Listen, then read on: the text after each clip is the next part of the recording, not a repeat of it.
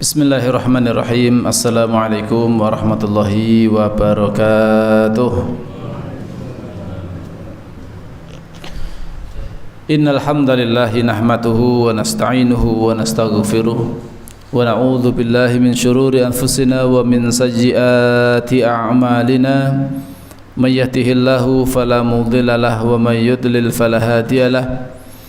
Asyhadu an la ilaha illallah wahdahu la syarika lahu wa asyhadu anna Muhammadan abduhu wa rasuluhu la nabiyya wa la rasula ba'da. Usikum wa iyaya nafsi bitaqwallah faqad fazal mu'minunal muttaqun. Haitsu qala ta'ala fil Qur'anil Karim a'udzu billahi minasyaitonir rajim. Bismillahirrahmanirrahim. Ya ayyuhalladzina amanu taqullaha haqqa tuqatih ولا تموتن إلا وأنتم مسلمون وقال يا أيها الذين آمنوا اتقوا الله وقولوا قولا سديدا يصلح لكم أعمالكم ويغفر لكم ذنوبكم ومن يطع الله ورسوله فقد فاز فوزا عظيما وقال رسول الله صلى الله عليه وسلم في حديثه الشريف ittaqillaha haitsuma kunta wa atbi sayyi'atal hasanata tamhuha wa khaliqin nasa bi khuluqin hasanin. Allahumma salli wa sallim wa barik ala nabiyyina wa habibina Rasulillah Muhammadin sallallahu alaihi wasallam wa ala alihi wa ashabihi ajma'in. Nama ba'd. Ma'asyiral muslimin, bapak-bapak, ibu-ibu, adik-adik, para jamaah pengaosan ingkang mugi tansah dipun rahmati, diberkahi lan dipun muliakan Allah Subhanahu wa taala. Tentunipun ingkang sepindah kita sami tansah ngucapkan puji lan puji syukur wonten ing ngarsa dalem Allah Subhanahu wa taala kanthi ucapan alhamdulillahirabbil alamin. Bilih kesempatan dalu menika kita sami tansih pinaringan kanugrahan lan kanikmatan ingkang agung saking Allah Subhanahu wa taala. Katitik ing dalu menika alhamdulillah kita sami saged ngleksanakaken saperangan ibadah ingkang utami nggih menika nindakaken salat maghrib kanthi berjamaah alhamdulillah lan tentunipun dipun lajengaken nggih menika nderek kajian utawi majelis taklim, majelis ilmu, majelis zikir, majelis ingkang mugi saged ningkataken kualitas iman kula lan sami dumateng Allah Subhanahu wa taala. Di antawis bentuk nikmat ingkang paling agung ingkang Allah paringaken dumateng seorang hamba nggih menika Allah nggampilaken tiyang kala wau berzikir marang Allah Subhanahu wa taala. Dados seseorang menika menawi dipun paringi gampil dening Allah, dimudahkan untuk banyak berzikir kepada Allah, sebetulnya dia telah mendapatkan nikmat yang sangat besar. Karena pada inti kebahagiaan itu ada pada zikrullah. Inti kebahagiaan hati menawi kula sami menika pengin hati kula sami menika tentrem. Alias napa menika pikantuk ketentraman hati pramila nggih ingkang paling penting nggih menika perkawis zikrullah kala wau. Nek tiyang kala wau senantiasa zikir marang Allah, emut marang Allah Subhanahu wa taala dalam kondisi apapun menika dados tiyang ingkang paling bahagia. Nih.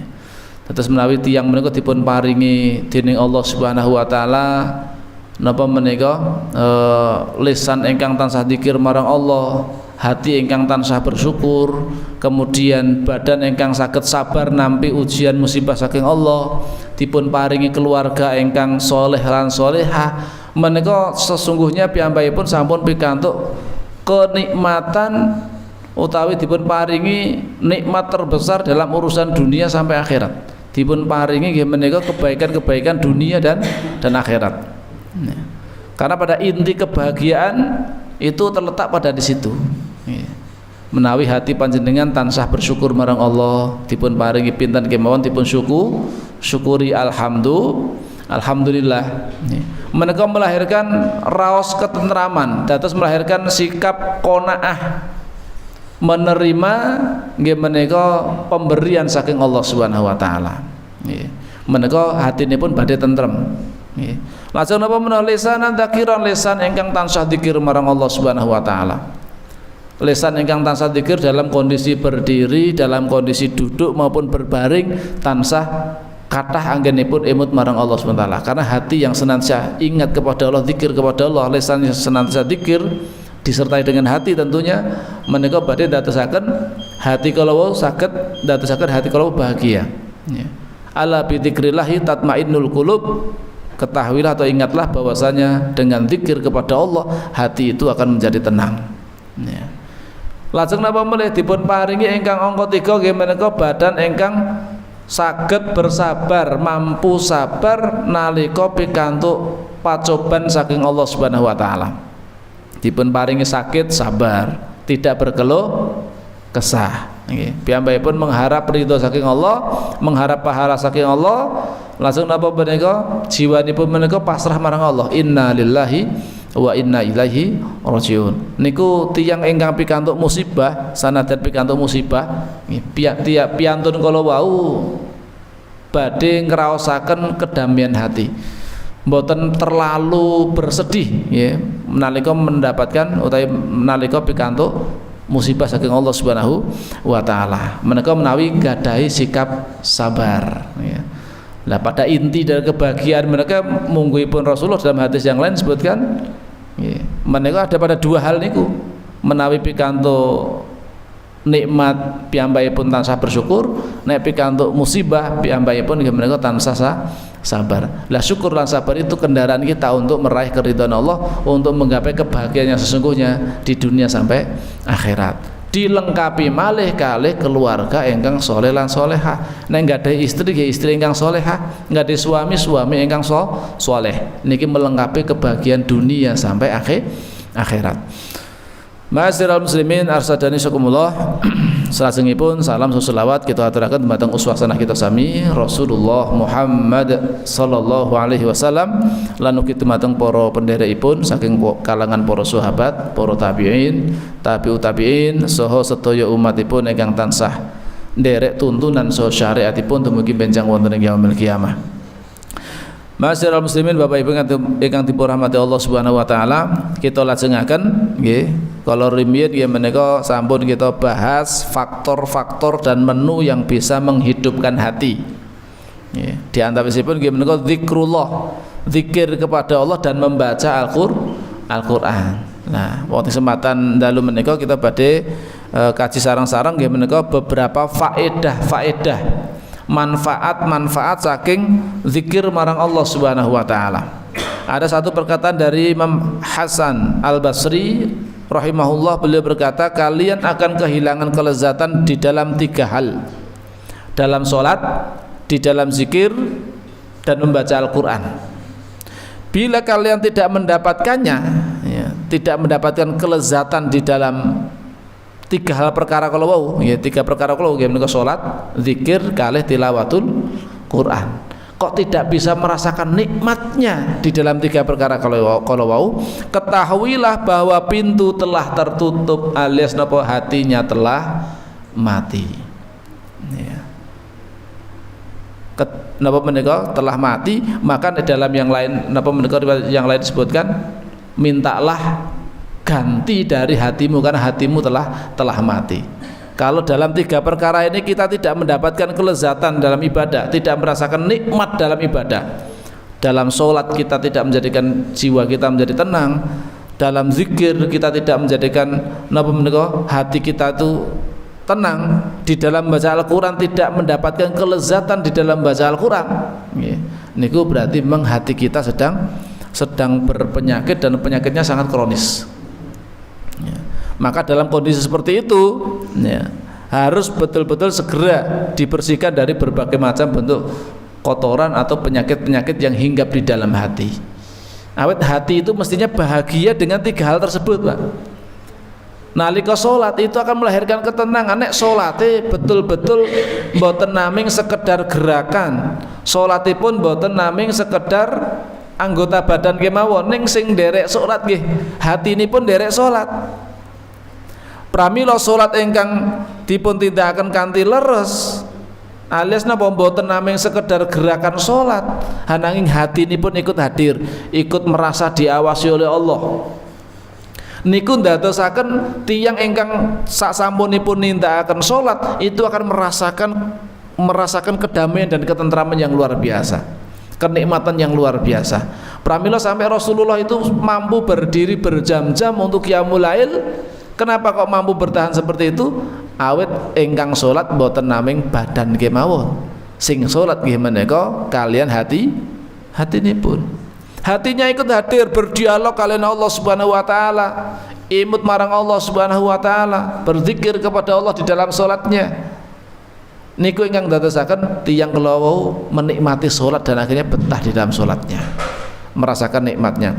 Sampai-sampai Rasulullah SAW bersabda kepada Bilal, "Ya Bilal, arihna bis shalah." Wahai Bilal, istirahatkanlah kami dengan salat. Terus bentuk istirahatnya Rasulullah, refreshingnya Rasulullah itu dengan mengerjakan sholat. Karena dengan mengerjakan sholat hati beliau menjadi tenang, tentram, damai. Ya. Maka kemudian dengan sholat. Demikian pula dengan zikir, ya, membaca Al-Quran. Ya.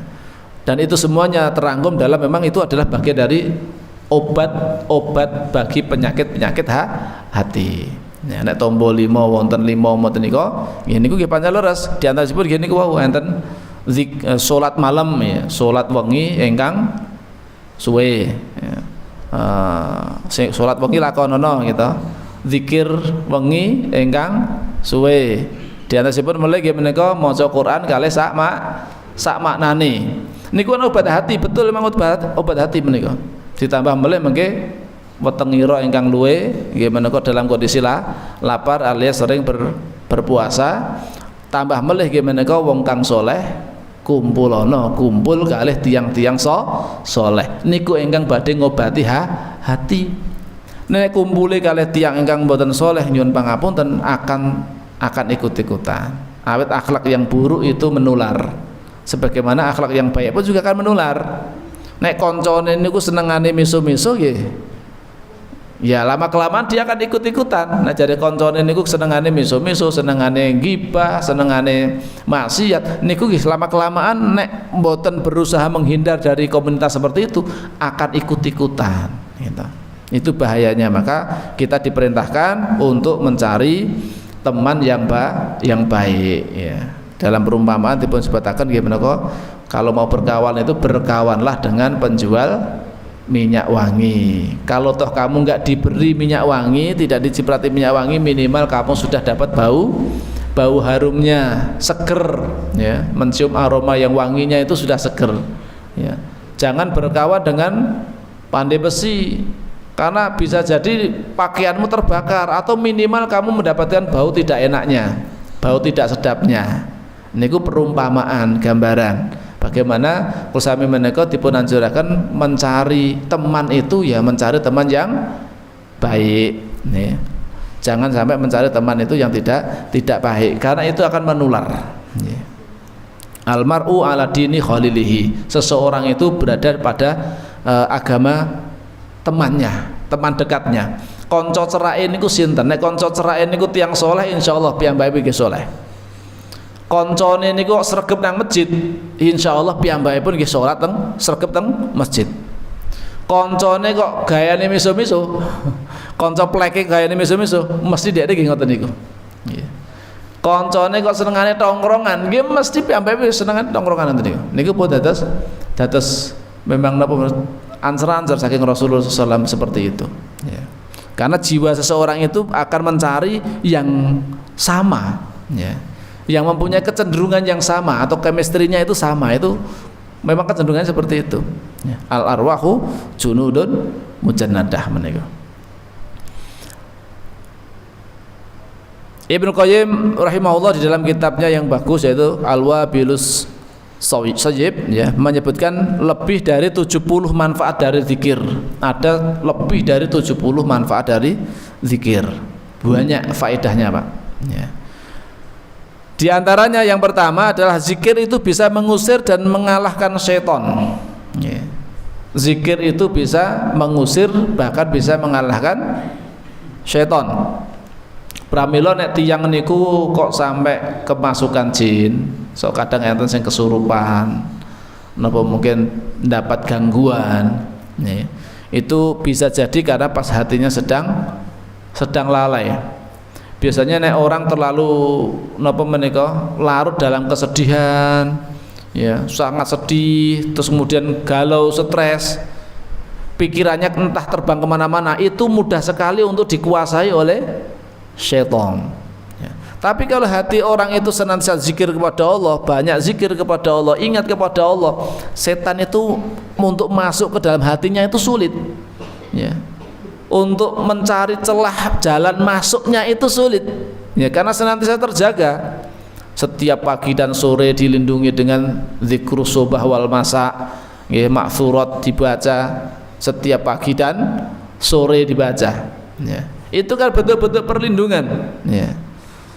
Maka zikir itu bisa mengusir dan mengalahkan syaitan, ya. Oleh karena itu, ya, orang yang kemasukan jin misalnya ngoten niku, ya, bisa diobati dengan cara diruqyah, dibacakan ayat-ayat Allah maupun hadis-hadis dari Rasulullah Muhammad sallallahu alaihi wasallam.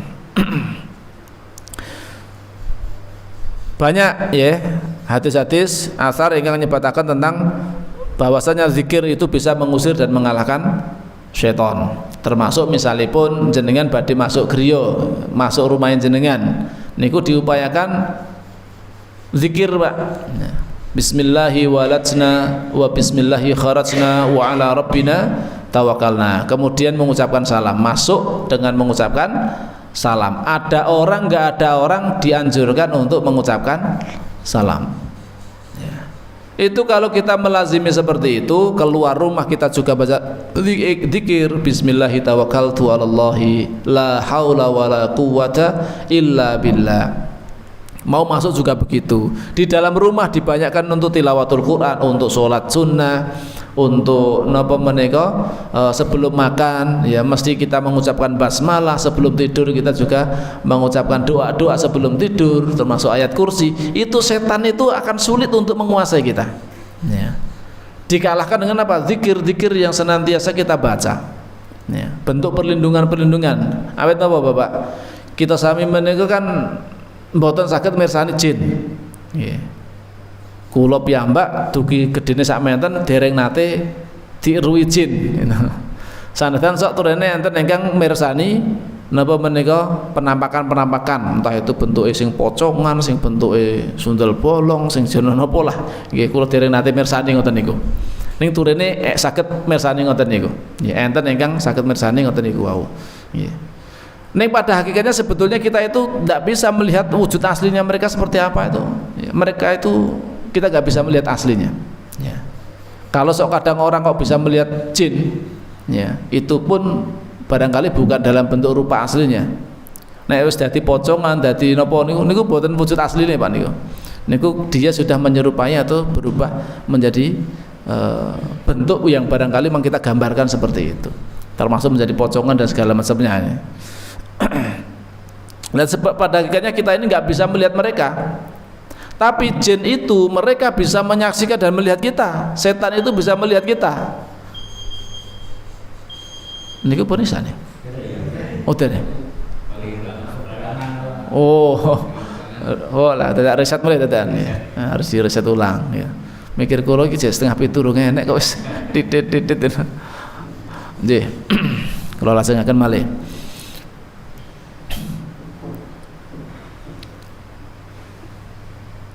Sampai nopo, wow, kesurupan itu. Nggih. Terus kita itu nggak mampu melihat mereka, tapi mereka itu melihat kita, menyaksikan kita, gerak-gerik kita itu mereka bisa mengawasi. Lah kita untuk mencari perlindungan, nek kalau mereka mau mencari lemahnya kita kan karena mereka melihat kita. Saged mirsani, saged ngertosi kelemahan kita itu di mana, dia akan masuk di situ.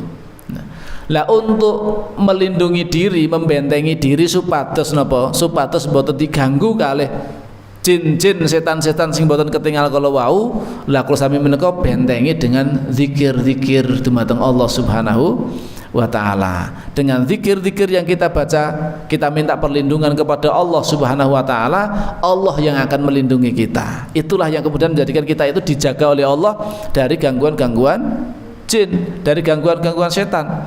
Yang jaga Allah, ya. Mereka tidak mampu menembus karena apa? Allah yang melindungi. Dengan apa? Zikir-zikir yang biasa kita baca. Itu untuk benteng perlindungan kita. Maka dibiasakan ya setiap kita itu untuk senantiasa melazimi zikir pagi dan sore ya. Zikir pagi dan sore sekarang banyak dijual nih. Napa menika buku Al-Ma'surat ya. Kitab Al-Ma'surat kecil niku isinya doa-doa pagi dan petang. Pagi dan sore itu dibaca supados napa terlindungi. Kita baca pagi hari supados dipun jagi sampai sore hari, kita baca di sore hari supados dipun lindungi dipun jagi sampai pagi hari. Itu banyak manfaatipun nggih. Nek sing dereng melazimi cobi dipun lazimi nggih, dibaca manfaat khasiatnya apa nggih. Itu kalau kita laksanakan dan kita lazimi dengan sepenuh hati, mengharap betul-betul ridho dari Allah Subhanahu wa taala, insyaallah ya.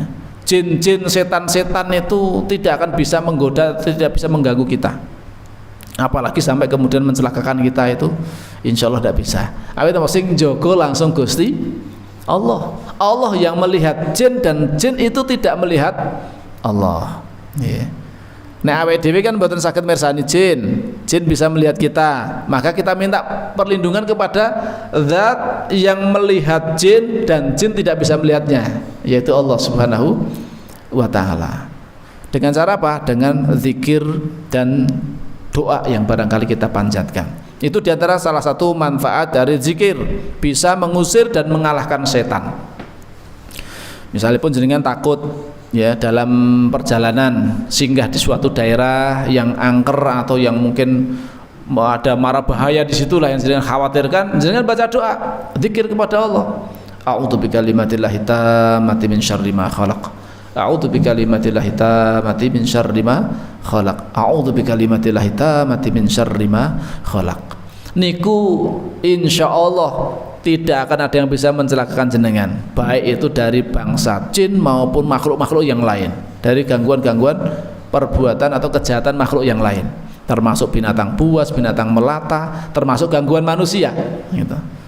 Dengan senantiasa melazimi itu ya. Termasuk bismillahilladzi la yadurru ma'asmihi syai'un fil ardi wala fis sama'i wa huwas samiul alim, dibaca di pagi hari maupun di sore hari ya, tiga kali sesuai dengan tuntunan Rasulullah SAW. Itu akan melindungi kita dari berbagai macam mara bahaya.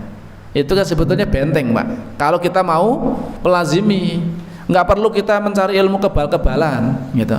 Malah justru itu nanti ya ada khawatirnya ada ritual-ritual yang mengandung kesyirikan ya, karena minta bantuan kepada selain Allah Subhanahu wa taala, dan khawatir tawakalnya itu bukan kepada Allah, tawakalnya dengan ilmu kebal yang dia miliki. Wong Rasulullah yang paling ini aja tidak kebal kok gitu. Rasulullah yang paling mulia, yang paling bertakwa, imannya paling tinggi, manusia terbaik niku men mboten kebal, dilempari batu nggih beliau masih berdarah ya. Pipi beliau juga ketika napa menika perang Uhud niku nggih terluka, gigi geraham beliau juga pecah. Nah, terluka. Sakit luka, Pak. Dapat apalagi kita yang bukan siapa-siapa kemudian mencari ilmu kebal dan sebagainya ya. Tidak perlu kita mencari ilmu kebal, cukup dengan membaca doa-doa yang diajarkan Rasulullah SAW, kita lazimi di pagi maupun di sore hari, insya Allah itu sudah cukup untuk melindungi kita dari berbagai macam mara bahaya. Kalau toh misalkan Allah mentakdirkan kita tetap kena bahaya, misalkan kecelakaan tidak bisa kita hindari karena barangkali itu adalah memang takdir dari Allah Subhanahu wa taala, tapi insya Allah kecelakaan itu tidak akan menyebabkan sesuatu yang sangat fatal ya, kalau kita sudah melazimi zikir pagi dan sore yang sudah kita baca, insya Allah begitu. Tapi nek kalau mboten melazimi niku kadang-kadang ya itu pas hati kita sedang entah kemana galau perjalanan ya, akhirnya setan bisa mengganggu di perjalanan, bisa jadi ya, akhirnya tiba-tiba ya nabrak atau apalah ya tanpa melihat segala macamnya, itu bisa terganggu seperti itu. Nah dengan zikir kita akan bisa mengusir dan bahkan bisa mengalahkan setan. Yang kedua, mendatangkan ridho Allah ya. Jelas ya, tiang ingkang kuatah dzikiripun niku orang yang paling beruntung, orang yang paling dekat dengan Allah, yang orang yang paling banyak berzikir ya. Mujahid yang paling baik itu mujahid yang banyak zikir kepada Allah, gitu. Karena dia senantiasa terpanjat hatinya dengan Allah. Orang yang sholat yang paling baik, sholat seperti apa? Orang yang paling banyak zikirnya kepada Allah, alias banyak ingatnya kepada Allah. Kan kadang-kadang kita sholat, ya, awal ini tidak ke sholat, ini kadang-kadang antara ingat kepada Allah dengan lupanya itu kadang-kadang banyak lupanya, gitu. Akeh lali nih pas dalam sholat nih Pak. Itu memang introspeksi masing-masing, ya. Kita introspeksi diri kita masing-masing, mulai dari takbiratul ihram kita Allahu Akbar sampai salam, ya, itu antara ingatnya dengan lupanya kita prosentase kira-kira banyak ingatnya atau banyak lupanya, kan gitu. Kalau banyak lupanya, nah ini berarti memang ada masalah, ya. Itulah yang menjadikan kita itu sholat tapi rasanya napa menika hambar, tidak ada sesuatu yang napa menika membekas dalam hati kita. Karena apa? Salat kita cuman sekedar gerakan. Nggih, ning hatine ra salat kok nyatane lali kok. Nggih, lali dugi ngendi-ngendi, pikirane mbuh nggih melayang-layang kemana mana. Nggih, padahal kita sedang salat menghadap kepada Allah Subhanahu wa taala. Innallaha la yanzuru ila suwarikum wala ila jasadikum walakinallaha yanzuru ila qulubikum. Sesungguhnya Allah itu tidaklah melihat bentuk rupa maupun fisik kalian, badan kalian, akan tapi Allah itu menyaksikan apa? Hati-hati kalian. Hati kula sami ingkang dipun pirsani dening Allah. Nalika dalam salat mungkin gerakannya berdiri salat, tapi atine mbuh nanti, gitu. Ya itu akan berbeda ketika jenengan sholat betul-betul hadir, ya, termasuk hatinya juga hadir, ya, fisiknya juga hadir di hadapan Allah Subhanahu wa taala. Maka tingkatan din yang paling tinggi itu adalah ihsan. Nggih. Barangkali nanti kula aturaken apabila nggih pun dangu. Napa menika tingkatan din itu kan ada tingkatannya. 3 tingkatan, ya. Yang pertama tingkatan paling dasar kalau bentuk seperti piramida itu, seperti piramida. Yang paling bawah ini adalah Islam, Muslim, ya. Akan tapi belum sampai derajat orang yang mukmin. Ya sekedar Islam lah. Islam itu banyak yang ber-KTP Islam kuatah, gitu. Seluruh dunia mungkin ada berapa miliar itu penduduk Muslim. Ning Muslim belum sampai mencapai derajat mukmin. Yang sampai mencapai derajat mukmin yang beriman, yang betul-betul beriman, itu jumlahnya lebih sedikit, maka lebih di atasnya lagi, tingkat yang kedua. Dan tingkatan yang paling tinggi itu adalah ihsan, orangnya disebut muhsin. Apa itu ihsan? Anta budallah ka'annaka tarahu fa illam takun tarahu fa innahu yaraka. Hadis riwayat Muslim. Ihsan itu adalah engkau beribadah kepada Allah, jenengan ngibadah marang Allah, misalnya pun sholat, jenengan berdiri sholat ka'annaka tarahu, ya, seolah-olah jenengan itu melihat Allah Subhanahu wa taala, ya. Anta budallah ka'annaka tarahu, seolah-olah engkau melihat Allah. Fa in lam takun tarahu, jika engkau tidak melihat Allah, maka ketahuilah, hadirkan dalam pemahaman kita, Allah itu senantiasa melihat kita. Allah senantiasa mengawasi gerak-gerik kita. Jenengan pas sholat itu betul-betul diperhatikan itu gerak-gerik jenengan itu. Hatinya kemana? Oh, hatinya nang pasar, hatinya jalan-jalan nang dalan-dalan, gitu. Niku dipun pirsani ngertos niku. Nah, lah ihsan itu adalah kita betul-betul merasa, betul-betul kita itu ketika ibadah kepada Allah, hati kita itu hadir seolah-olah kita itu memang betul-betul melihat Allah, gitu. Seolah-olah, tapi kan kita nggak bisa melihat Allah, tapi perasaan kita itu merasa betul-betul kita memang sedang menghadap Allah, gitu. Dan harus kita yakinkan dalam hati kita bahwasanya, ya, Allah itu senantiasa mengawasi kita. Nah, dalam kondisi seperti itulah orang yang terbaik di dalam sholatnya. Dan dalam ibadah apapun itu nggak bisa lepas dari ibadah hatinya, ya. Orang yang tilawatul Quran, lisannya membaca Al-Quran, ya, bisa jadi juga pikirannya entah kemana-mana, gitu. Maka orang yang tilawatul Quran yang terbaik adalah, ya, mereka yang banyak ingatnya kepada Allah, yang mentadaburi ayat-ayatnya. Itu yang akan menjadi atau membawa manfaat untuk hati kita, ya. Tombo hati kalau maca Quran sak maknane, membaca Al-Qur'an dan disertai dengan mengetahui maknanya. Walaupun jenengan baca Al-Qur'an itu sudah berpahala, tapi kalau jenengan itu ditambah memahami maknanya, itu akan bisa mendatangkan manfaat yang lebih besar. Jenengan memahami itu akan menjadikan ketenangan hati. Ditambah lagi nanti berusaha mengamalkan. Terus manfaat dzikir yang kedua mendatangkan ridho Allah Subhanahu wa taala. Jelas. Yang ketiga menghilangkan kesedihan hati. Ala bi dzikrillahi tatmainnul qulub. Ketahuilah hanya dengan zikir kepada Allah hati itu akan menjadi tenang. Jenengan dalam kondisi susah, gundah gulana, cobi mang prakteke. Dan jenengan lagi susah gitu, ya. Jenengan ambil air wudu, sholatnya yang khusyuk, sholat betul, sholat menghadap Allah Subhanahu wa taala, kemudian banyak zikir, banyak istighfar kepada Allah, setelah itu membaca Al-Qur'an. Al-Qur'an. Syukur disertai dengan maknanya. Saya yakin dengan seperti itu hati jenengan itu akan lebih baik, ya.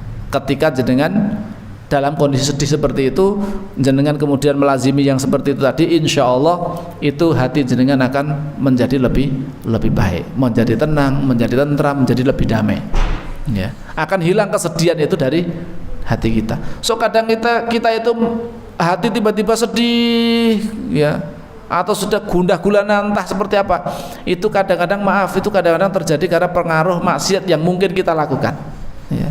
Karena pengaruh maksiat yang barangkali kita lakukan tanpa kita sadari itu mempengaruhi hati kita. Akhirnya hati kita kadang-kadang jadi sedih, gampang stres, gampang bingungan segala macamnya, ya. Itu bisa jadi adalah karena pengaruh dari maksiat yang kita lakukan, ya. Maka kita harus banyak introspeksi. Maka kuncinya apa? Wudu, sholat, kemudian berzikir, istighfar, ya, berdoa, ya, mohon kepada Allah, minta kepada Allah, ya, kemudian juga diiringi dengan tilawatul Quran, ya, baca Al-Quran disertai dengan maknanya. Maka ini akan menjadikan hati kita semakin baik insya Allah. Itu manfaat yang ketiga, menghilangkan kesedihan hati. Pramila nek panjenengan intine pun nek pas lagi susah, nggih, di utangnya wis meh ditagih urung lunas misalnya ngoten niku. Nek suwayahe setoran urung enek duit misalkan. Jenengan banyak zikir, ya, banyak doa kepada Allah, ya, minta kepada Allah, ya. Idza sa'alta fas'alillah. Jika kamu mau minta, mintalah kepada Allah, ya. Wa idza sta'anta fasta'in billah. Jika kamu mau minta pertolongan, ya minta pertolongan kepada Allah. Allah itu maha besar, Allah maha kaya, Allah maha segala-galanya, ya. Allah menjadikan sesuatu yang barangkali tidak masuk akal bisa terjadi, ya. Sudah banyak kisah-kisah yang disebutkan dalam Al-Quran, ya, bagaimana Ibunda Maryam mengandung tanpa bapak, ya, tanpa proses persetubuhan antara laki-laki dan perempuan, ya. Itu kan satu keajaiban, ya. Kok bisa? Ya bisa saja, kalau Allah mengendaki bisa terjadi. Itu masih penting masih punya ibu, gitu. Nabi Adam alaihissalam diciptakan tanpa bapak, tanpa ibu, gitu. Itu bukan sesuatu yang mustahil bagi Allah Subhanahu wa taala, ya. Jadi menurut Allah itu semuanya adalah mudah, ya. Maka sesulit apapun kondisi kita, kalau kita mau menghadap kepada Allah Subhanahu wa taala, kita bersihkan dulu hati kita, kita pasrahkan, kita tundukkan betul-betul kepada Allah, insya Allah Allah itu akan memberikan pertolongan kepada hamba-hambanya yang mau tunduk dan taat kepadanya, insya Allah. Kemudian yang keempat, akan membahagiakan dan melapangkan hati. Ini juga rentetannya. Orang yang banyak zikir tadi, ya, ala bi dzikrillahi tatmainnul qulub, hatinya akan menjadi tenang. Kalau hatinya tenang, itu akan menimbulkan rasa bahagia dan kemudian lapang hatinya. Jadi kalau dia tertimpa musibah pun dia itu bisa menghadapi dengan tenang, ya. Karena dia sudah punya pemahaman, inna lillahi wa inna ilaihi rajiun. Sesungguhnya kami ini hanyalah milik Allah. Apa yang kami miliki ini hanyalah milik Allah, ya. Itu ya titipan dari Allah Subhanahu wa taala, semua yang kita miliki, harta kita, istri kita, anak-anak kita, ya, rumah kita, kebun kita, sawah kita, binatang ternak kita, itu semuanya adalah milik Allah pada hakikatnya, cuman dititipkan kepada kita. Kalau sewaktu-waktu yang menitipkan itu mau mengambil, ya apa yang kita sedihkan kan gitu, ya, kita pasrahkan kepada Allah. Sesungguhnya Allah, ya, tentunya apa istilahnya, tidaklah menguji hambanya itu, ya, di luar batas kemampuan. Ya, la yukallifullahu nafsan illa wus'aha. Ya, Allah tidak membebani hambanya itu di luar batas kemampuan. Dan kita yakin, apalagi kalau sudah dengan pemahaman yang benar, kita meyakini di dalam setiap kesulitan kita itu sebetulnya ada kemudahan. Inna ma'al usri yusra. Sesungguhnya di dalam kesulitan itu pasti ada kemudahan yang Allah bukakan, ya. Cuman kadang-kadang kita itu mensikapi hal yang menurut kita itu adalah satu kegagalan menurut kita, ya. Kita pengen melakukan sesuatu gagal, itu kadang-kadang kita kecewa, sedih, susah, marah gitu loh. Padahal sebetulnya Allah memilihkan jalan yang lebih baik ternyata, ya. Saya punya contoh, kemarin saya ngobrol sama teman, ya, sama teman yang sekarang sukses di napa menika, jualan herbal, ya, jualan herbal, ya, produksi herbal dan jualan sekalian, ya, termasuk skincare, ya, sudah sukses. Beliau menceritakan, ya, kalau diruntut dari dulu jurusan saya itu nggak nyambung, ya. Sekolahnya dulu di STM, ya, STM Sakti Gemolong sana, ya, Sragen, STM Sakti Gemolong. Kemudian beliau daftar di perusahaan-perusahaan Astra, terus kemudian PT Gobel dan segala macamnya lah, ya, yaitu yang namanya lulusan STM kan niatnya langsung pengen kerja di perusahaan-perusahaan seperti itu. Qadarullah itu tidak satupun dari perusahaan-perusahaan itu yang menerimanya. Sudah mau diterima, tes tertulis, sukses, berhasil. Tes apa lagi, ya, psikotes segala macamnya, lolos. Tinggal tes yang terakhir, tinggal beberapa orang tok itu, beliau yang harus gugur gitu. Harus gugur. Kenapa? Ternyata, ya, beliau dites ternyata punya rabun, bukan rabun, ya, punya apa menika, buta warna. Sehingga kalau dites dengan suruh baca huruf tokek, enggak kelihatan angkanya yang di situ, enggak kelihatan karena buta warna, ya. Akhirnya apa? Beliau banting setir. Ya, banting setir, kuliahnya di jurusan bahasa Inggris. Mencari jurusan yang barangkali nanti pekerjaannya itu tidak ada kaitannya dengan huruf tokek gitu. Karena nanti kalau harus tes kesehatan apa itu melihat itu, ya, yang huruf tokek itu nggak bisa baca mesti gitu. Maka ambil jurusan bahasa Inggris, ya, 2 MS selesai. Ngajar di beberapa tempat termasuk di Al-Abidin juga pernah ngajar di sana, ya. Tapi ternyata takdirnya Allah menunjukkan yang lain. Beliau, ya, sekarang justru malah menggeluti di bidang skincare dan juga apa istilahnya herbal itu, dan sukses sudah, ya. Ternyata pintu rezekinya ada di situ gitu, ya. Barangkali kalau dahulu itu kerja di pabrik perusahaan, ya, nasibnya barangkali berbeda, ya, akan berbeda tidak seperti yang sekarang ini, ya. Sekarang malah sudah punya karyawan, ya, karyawan sudah ada 8, sudah ada punya tempat usaha sendiri dan segala macamnya. Itulah kadang-kadang itu barangkali pas ketika tidak diterima itu mungkin barangkali sedih, merasa gagal, tinggal satu langkah nil, gitu. Ternyata saya yang harus gugur gitu loh, yang lainnya diterima, saya gugur gara-gara itu. Barangkali sedih, tapi ternyata Allah punya skenario yang lain. Allah menginginkan untuk diberikan jalan yang lain ternyata gitu. Lah kalau kita itu mau mensikapi seperti itu, apa yang terjadi pada diri kita, kita syukuri, itu adalah bagian takdir dari Allah, dan pasti kita berhusnudzon pada Allah, pasti yang Allah takdirkan pada kita, kita yakini itu adalah baik untuk kita. Maka dengan seperti itu kita itu nggak pernah sedih, Pak. Kita misalkan gagal di bidang apa, nggak akan sedih, nggak akan stres. Kenapa? Kita yakin, oh memang barangkali Allah menunjukkan jalan yang lain, itu mungkin terbaik untuk diri saya, dan seterusnya. Berusaha husnudzon pada Allah, itu menjadikan hati kita akan semakin tentram, ya. Maka dengan zikir itu akan bisa membahagiakan dan melapangkan hati kita. Kemudian yang kelima, menguatkan hati dan organ tubuh, ya. Orang itu kalau hatinya sudah kuat, Ya, sehat itu bisa mempengaruhi badannya, Pak. Nih. Orang yang banyak zikir dan hatinya itu gak gampang stres itu biasanya badannya juga jarang sakit, gitu. Awet napa? Tiang engkang kadang-kadang sakit itu kadang-kadang pengaruhnya dari hati. Nggih, psikologinya yang kena, ya. Kalau psikologinya kena, orang yang stres segala macamnya, itu akhirnya ada aja sakitnya. Entah itu yang asam lambungnya naik, kemudian mungkin barangkali jantungnya yang berdebar karena saking terlalu khawatirnya atau terlalu takutnya, ya. Terus kemudian kadang-kadang menjadi darah tinggi dan segala macamnya, itu pengaruhnya banyak Pak kemana-mana. Maka dengan melazimi zikir kepada Allah, kalau hatinya itu tenang, tentram, tidak stres, itu badannya pun juga akan sehat. Makanya Rasulullah SAW itu nggak pernah sakit, ya. Sakitnya hanya pas ketika beliau menjelang meninggal dunia, hidupnya sehat terus. Kenapa begitu? Karena memang beliau itu satu, secara psikologinya beliau jelas orang yang paling stabil psikologinya, ya.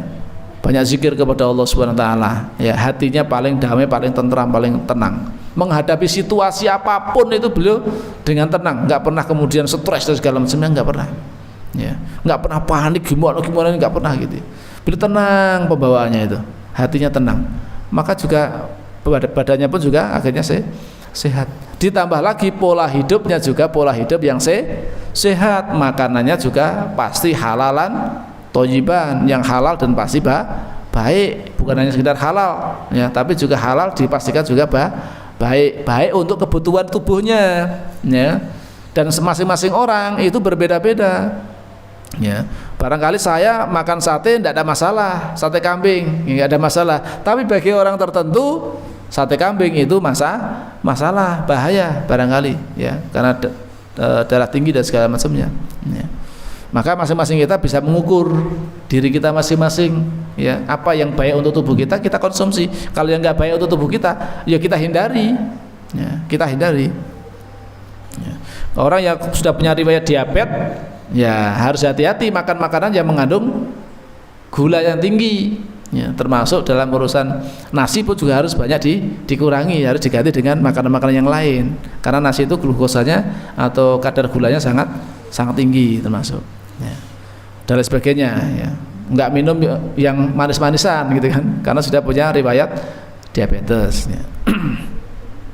Walaupun bagi yang lain minum teh manis tidak ada masalah, tapi kalau ya sudah terkena penyakit seperti itu, ya harus bisa menyelesaikan diri, ya, jangan dikonsumsi. Kalau itu membahayakan tubuhnya, ya jangan dikonsumsi. Dan Rasulullah itu Masya Allah memang makanan semuanya baik semuanya, ya.